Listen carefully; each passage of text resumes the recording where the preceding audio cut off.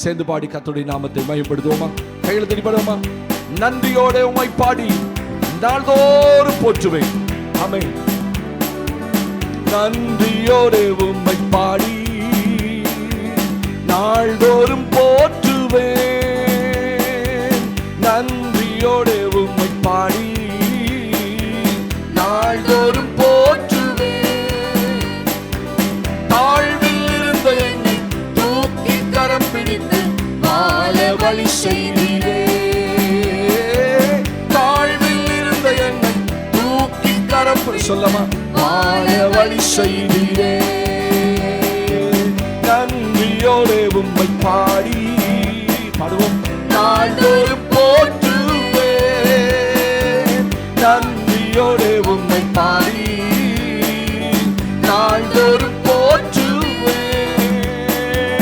தாழ்வில் இருந்த என்னை தூக்கி கரம் பிடித்து வாழ வழி செய்தீரே. அல்லவா? தாழ்வில் இருந்த என்னை தூக்கி கரம் பிடிச்சு வாழ வழி செய்தீரே. பேரை சொல்லி என்னை அழைத்தீ, பெரிய ஜாதியாக மாற்றி. பேரை சொல்லி என்னை அழைத்தீ, பெரிய ஜாதியாக மாற்றி. பாடுவோம். போஷித்து வழி நடத்தி பிள்ளைகளை பெருகச் செய்தி உம் புகழ் பாடிடுவேன். போஷித்து வழி நடத்தி பிள்ளைகளை பெருகச் செய்தி உம் புகழ் பாடிடுவேன். நன்றியோடு நன்றியோடு உம்மை பாடி கரங்களை தட்டி பாடுவோம். நாள்தோறும் போற்றுவேன். நன்றியோடு உம்மை பாடி நாள்தோறும் போற்றுவேன். ஓ தாழ்வில் இருந்த என்னை தூக்கி ஆமாப்பா வாழ வழி செய்தீரே. தாழ்வில் இருந்த என்னை வாழ வழி செய்தீரே. அல்லவா? தாயைப் போல என்னை காத்தி, தந்தையைப் போல என்னை நடத்திட்டி. அல்லவா? தாயைப் போல என்னை காத்தி, தந்தையைப் போல என்னை நடத்திட்டி. எத்தனை நாவுகளால் உம் புகழ் பாடினாலும் கிருபை கீழாகுமா? சொல்லுங்க, உணர்ந்து சொல்லுங்க. ஆமென். எத்தனை நாவுகளால் உம் புகழ் பாடினாலும் கிருபை. எத்தனை பேர் அந்த வார்த்தையை சொல்ல முடியும்? எத்தனை நாவுகளால் உம் புகழ், எத்தனை நாவுகளால் உம் புகழ் பாடினாலும் கிருபை கீழாகுமா? ஓ நன்றியோடு சொல்லுங்கள். நாள்தோறும் போற்றுவேன். நன்றியோடு உம்மை பாடி நாள்தோறும் போற்றுவேன். தாழ்வில் இருந்த என்னை தாழ்வில் இருந்த என்னை ஆமென். எத்தனை பேர் சொல்ல முடியும்? ஓ தாழ்வில் இருந்த என்னை சொல்லுங்கள். ஆமென். பயத்தை என்னிருந்து நீக்கி தைரியசாலியாக மாற்றி. சொல்ல முடியுமா? பயத்தை என்னிருந்து நீக்கி தைரியசாலி. ஆண்டவருக்கு அந்த மகிமையை கொடுங்க. பயத்தை மாற்றி, பயத்தை என்னிருந்து நீக்கி தைரியசாலியாக மாற்றி. பாதையை பாதுகாத்தி புகழ் பாடச் செய்தி எப்படி நன்றி. சொல்லுங்கப்பா. பாதையை பாதுகாத்தவரே, பாதையை பாதுகாத்தி உன் புகழ் பாடச் செய்தி எப்படி நன்றி சொல்வேன். ஓ நன்றியோடு நல்ல கைதல். நாள்தோறும் போற்றுவேன். நன்றியோடு உம்மை பாடி நாள்தோறும் போற்றுவேன். ஓ தாழ்வில் இருந்த என்னை தூக்கி கரம் பிடித்து தாழ்வில் இருந்த என்னை தூக்கி கரம் பிடித்து வாழ வழி செய்தீரே. நன்றியோடு உம்மை பாடி. ஏசப்பா, நான் உங்களை பாடும்போது நன்றியோடு பாடுங்க. கர்த்தர் செய்த நன்மைகளை நினைத்து உம்மை பாடி நாள்தோறும் நாள் முழுவதும் உம்மை போற்றுவேன். ஓ தாழ்வில் ஆமாப்பா வாழ வழி செய்தீரே. தாழ்வில் இருந்த என்னை தூக்கி கரம் பிடித்து உண்மைதானே. என்னை தாழ்வில் இருந்த என்னை சொல்லுங்க, அந்த மகிமையை அவருக்கு கொடுங்க. எனக்கு ஒரு வாழ வழி கொடுத்தீங்களப்பா. நன்றியோடு உம்மை பாடி நாள்தோறும் போற்று. நான் பாடுறதுக்கு அநேக காரியங்கள் உண்டு. நன்றியோடு ஸ்தோத்திரப்பா நாள்தோறும் போற்றுவேன். தாழ்வில் இருந்த என்னை தூக்கி கரம் பிடிச்சீங்களே. தாழ்வில் இருந்த என்னை தூக்கி கரம் பிடித்து வாழ வழி செய்தீரே.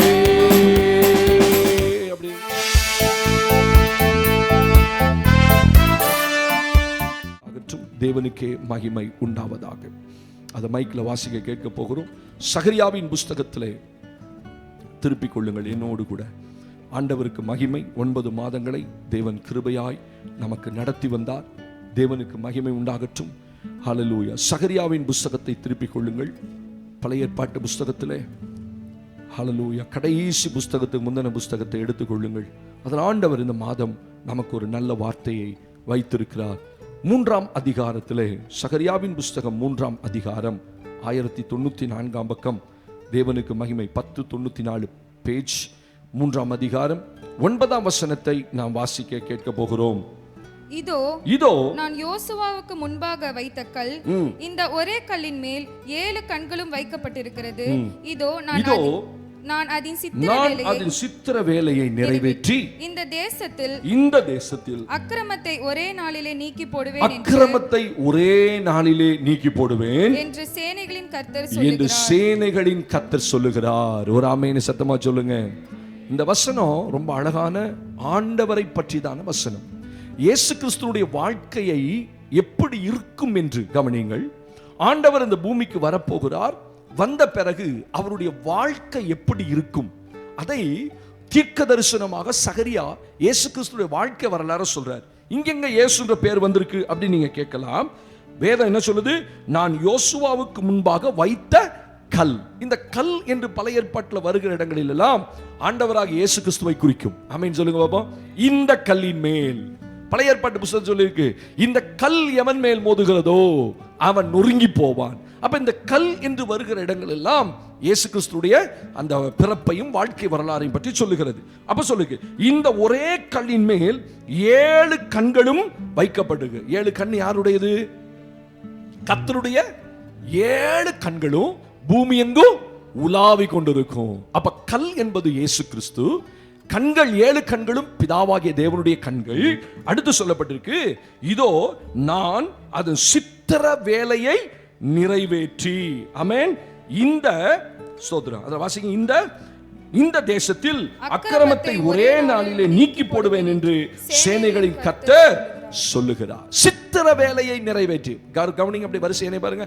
முதல்ல சொல்லப்பட்டிருக்கு இந்த கல். இந்த கல் யாரு? இயேசு. அதன் மேல யார் வைக்கப்பட்டிருக்கு? என்ன வைக்கப்பட்டிருக்கும்? 7 கண்களும் வைக்கப்பட்டிருக்கும். பிதாவாகிய தேவனுடைய கண்கள் இருக்கும். அதன் சித்திர வேலையை நிறைவேற்றி. சித்திர வேலைன்னா என்ன? செதுக்கிறது இல்லையா? ஒரு கல்லை கொடுத்துட்டா அந்த சிற்பி என்ன செய்யுமா? அந்த கல்லை செதுக்கி ஒரு சிலையை உண்டாக்குவான். அப்ப ஆண்டவருடைய வாழ்க்கை இந்த பூமியில உடைக்கப்பட்ட வாழ்க்கையா? ஸ்தோத்திரம். அநேகருக்காக ரத்தம் சிந்துகிற வாழ்க்கையா? அதான் சொல்ல, நான் அதன் சித்திர வேலைகளை நிறைவேற்றி. அப்ப ஆண்டவர் இந்த பூமிக்கு அனுப்பப்படும் போது பாடுகளை சந்திப்பார், வேதனைகளை சந்திப்பார், ரத்தம் சிந்துவார், மரிப்பார், உயிரோடு. இதெல்லாம் சொல்லப்படுதான் சித்திர வேலை. ஆமென் சொல்லுங்க பாப்போம். அதை கொண்டு என்னத்தை நீக்கி போடுவேன்?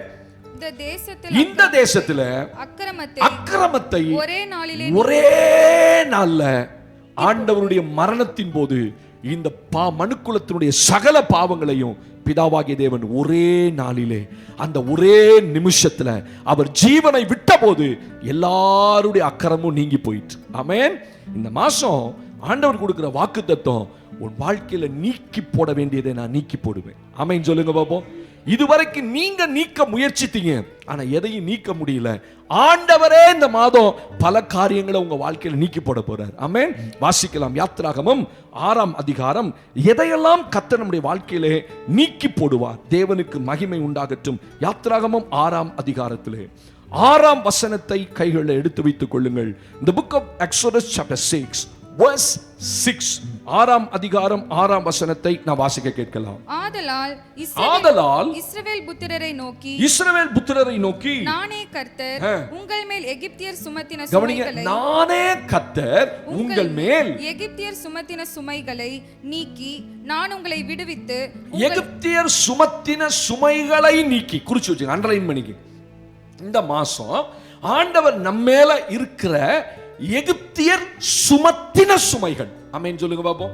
இது நானா ஏற்றுக்கொண்ட சுமைகள் அல்ல, யாரோ ஒருவரால் வைக்கப்பட்ட சுமைகள். ஆமென். வாசிமா. எகிப்தியர் சுமத்தின சுமைகளை நீக்கி நான் உங்களை விடுவித்து உங்களை அவர்கள் அடிமைத்தனத்திற்கு நீங்களாக்கி ஓங்கிய கையினாலும் மகா தண்டனைகளினாலும் உங்களை மீட்டு. அல்லேலூயா. நல்ல கவனிங்க, வார்த்தையை பெற்றுக்கொள்ளுங்க. ஆண்டவருக்கு மகிமை. இந்த மாதம் நான் நீக்கி போடுவேன். என்னத்தை ஆண்டவர் நீக்கி போடுறாரா?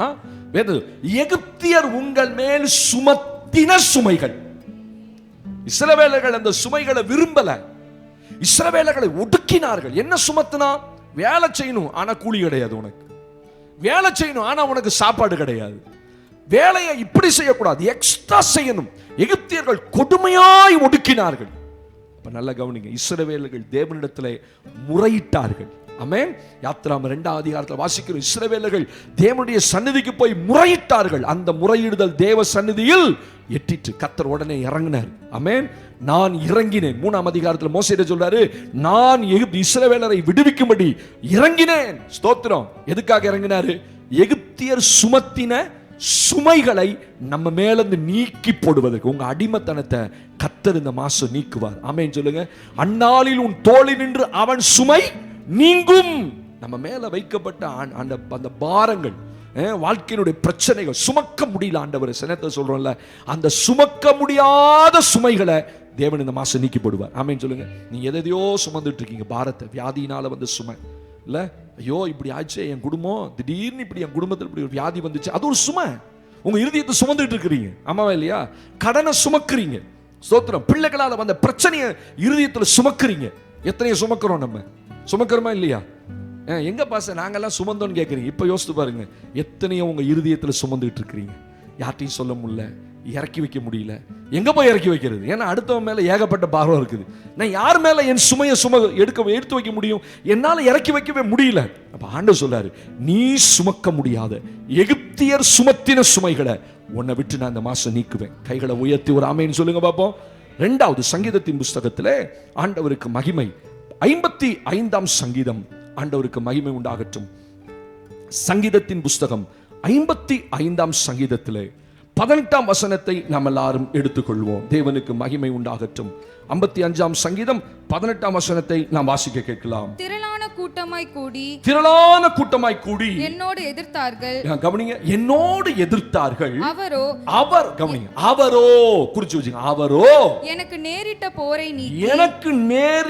போரை நீக்கி என் ஆத்துமாவை சமாதானத்துடன் மீட்டு விட்டார். நல்ல ஒரு கை தட்டலாமே இந்த வார்த்தைக்காக. நம்ம எல்லாரும் சேர்ந்து ஆண்டவரை நல்ல கை தட்டி தேவனுக்கு மகிமை. அப்படியே கர்த்தருடைய வார்த்தை சபைக்குள்ள இறங்கி வரும். கர்த்தருடைய வார்த்தை சபைக்குள்ள இறங்கி வருது. இதை பார்த்துக்கொண்டு கர்த்தருடைய பிள்ளையை உண்மையில இந்த காலையில கரம் இறங்கி வருகிறது. தேவனுடைய வார்த்தை உன்னோடு கூட பேசிக் கொண்டிருக்கிறது. கர்த்தருடைய மகிமை உன் வாழ்க்கையை நிரப்புகிறது. தேவனுக்கு மகிமை, தேவனுக்கு மகிமை. ஓ, ஒரு மகிமை இந்த ஆலயத்தையும் இந்த சபையும் இந்த ஊழியத்தையும் இந்த குடும்பங்களை நிரப்புவதாக ஆண்டவரே. ஷபாலா கத்துரபாலா ஹந்துரபா. ஆமென். வேதம் என்ன சொல்லுது? வசனத்தை நல்லா கவனிக்கும். ஆண்டவர் வசனத்தில் என்ன சொல்ற? தாவீது இந்த வசனத்தில் சொல்லும் போது தேவனுக்கு மகிமை. தாவீது பாடி ராகத்தலைவனுக்கு ஒப்புவித்த மஸ்கீல் என்னும் சங்கீதம். இந்த சங்கீதத்தில் தாவீது இந்த வசனத்தில் 18ஆம் வசனத்தை சொல்றாரு, திரளான கூட்டமாய் கூடி என்னோடு எதிர்த்தார்கள். தாவீது யாருக்கு என்ன துரோகம் செஞ்சாரு? யாருக்கு விரோதமா போனாரு? அவன் தேவனுக்காக நின்னா, அதனால பகை நிறையாச்சு. ஆமென் சொல்லுங்க. தாவீதுக்கு ஏன் பகை? ஹலோ கவனிங்க, தாவீதுக்கு ஏன் பகை? தேவன் அவனோடு இருந்தார், அதான் பகையே. கர்த்தருக்காக நீங்க செய்யும் போது, கர்த்தர் உங்களோட இருக்கிறத பார்க்கும்போது நிறைய பகையாளி வருவான். ஆமென். சில காரியத்தில் நீங்க ஆண்டவருக்காக நிப்பீங்க, அது நிமித்தமா பகை நிறைய வரும். ஸ்தோத்திரம். நீங்க சொல்லுவீங்க, நான் யாரையுமே பகைக்கலையே. அதான் பிரச்சனை. நீங்க பகைக்க வேணாம். நீங்க கர்த்தருக்காக நிற்கும் போதும், கர்த்தர் உங்களோடு நிற்கும் போதும், இந்த ரெண்டுமே உங்களுக்கு பிரச்சனை தான். அதனால பகையாளிகள் எப்படி எழும்புவாங்க? திரளாய் வருவார்கள், திரளாய் எழும்புவார்கள், என்னோடு எதிர்த்தார்கள். ஆனா பைபிள் நடந்து அவரோ, கைகளை உயர்த்தி ஆமென் சொல்லுங்க. அவரோ அவர் என்ன செய்யறாரு? உங்களை விட்டுட்டு ஓடி போயிட மாட்டாரு. உங்களை எதிர்த்து வரும்போது நீங்க அவருக்காக தான் நின்னீங்க, அவருக்காக தானே உங்களுக்கு பிரச்சனை. நீங்க இப்படி வாழ்றதுனால தானே உங்களுக்கு பிரச்சனை. நீங்க விட்டு கொடுத்து வாழ்ந்து பாருங்க, உங்களுக்கு பிரச்சனையே இருக்காது. ஆமென். பாவத்துக்கு உங்களை கூப்பிடுவான், நீங்க விட்டு கொடுங்க, அவன் உங்களை எதுக்க மாட்டான். தோத்திரம். அவன் உங்களோட சேர்த்து கூட்டாளியா இந்த உலகத்துல பாவத்தோட வாழணும்னு விரும்புவான். நீங்க ஆண்டவருக்காக பரிசுத்தமா வாழணும்னு நினைப்பீங்க, அங்க பிரச்சனை, அங்க எதிராளி ஆவான். அப்ப அவரோ என்ன செய்வாரா? எனக்கு நேரிட்ட போரை இந்த மாசம் 2வது என்னத்தை நீக்குவாரா? எங்கிருந்து நீக்குவாரு? உன் ஆத்துமாவை சமாதானத்தோட மீட்டு விட்டா. ஆத்துமாவுக்குள்ள நிறைய யுத்தம் நடக்குது. உங்களுக்குள்ள நடக்குதா நடக்கலையா? போராடுறீங்க, உள்ளத்துல போராடுறோம், சிந்தையில போராட்டம், ஆத்துமாவுக்குள்ள போராட்டம். அது யாருக்கும் தெரியாது. உங்க பிள்ளைங்க உங்களோட தான் படுத்திருக்கும். ஆனா படுத்துக்கிட்டே எத்தனை யுத்தம் நடத்திட்டு இருப்பீங்க, எத்தனை ஆவிகளோட யுத்தம் இல்ல? ஸ்தோத்திரம். எத்தனை மனிதர்களோடு யுத்தம், எத்தனை உறவுகளோடு யுத்தம், எத்தனை வேலை செய்யற ஸ்தலத்துல மனிதர்களோடு யுத்தம். இதெல்லாம் நமக்கு விரோதமா நிறைய பேர் வருவான்.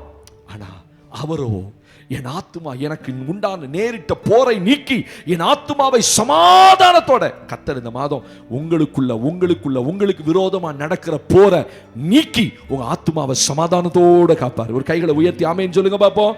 அல்லேலூயா. இந்த மாசம் நீ எதை பார்த்து யுத்தம் பண்ணிக்கொடு? வியாதியோட யுத்தம், ஸ்தோத்திரம், கடனோட யுத்தம், மனிதரோட யுத்தம், மனசுக்குள்ள நிறைய பேரோட யுத்தம். கர்த்தர் இந்த மாசம் அந்த யுத்தத்தை நீக்குவார், அந்த போரை நீக்குவார். எத்தனை பேர் புரிஞ்சுது இந்த வார்த்தை? அல்லேலூயா. உங்களுக்குள்ள நடக்கிற போரை நீக்கிட்டா நீங்க சமாதானமாயிருவீங்க, நீங்க இளைப்பாருவீங்க, டென்ஷனே இல்லாம போவீங்க. பாப்பா இவனுக்கு இவ்வளவு பிரச்சனை இருக்குது, அவன் மாட்டுக்கு போறானே. அதான் இளைப்பாறுதல், அதான் தேவன் உங்கள் போரை நீக்குவது. அல்லேலூயா. சதா யுத்தம் மனசுக்குள்ள. கர்த்தர் இந்த மாசம் சொல்ற, நான் அந்த போரை நீக்கி உன் ஆத்துமாவை இளைப்பார பண்ணுவேன். எவ்வளவு பெரிய வார்த்தைப்பா. உங்க ஆத்துமாவை என்ன செய்வாரா? இளைப்பார பண்ணுவார். கர்த்தர் யுத்தத்தை நீக்குவார், போரை நீக்குவார். 3வது, தேவனுக்கு மகிமை உண்டாகட்டும். எதை கர்த்தர் நம்மை விட்டு நீக்குவாரா? ஏசாயா 51 தேவனுக்கு மகிமை உண்டாகட்டும். 22ஆம் வசனத்துல நாம் ஒரு வசனத்தை வாசிக்க கேட்க போகிறோம்.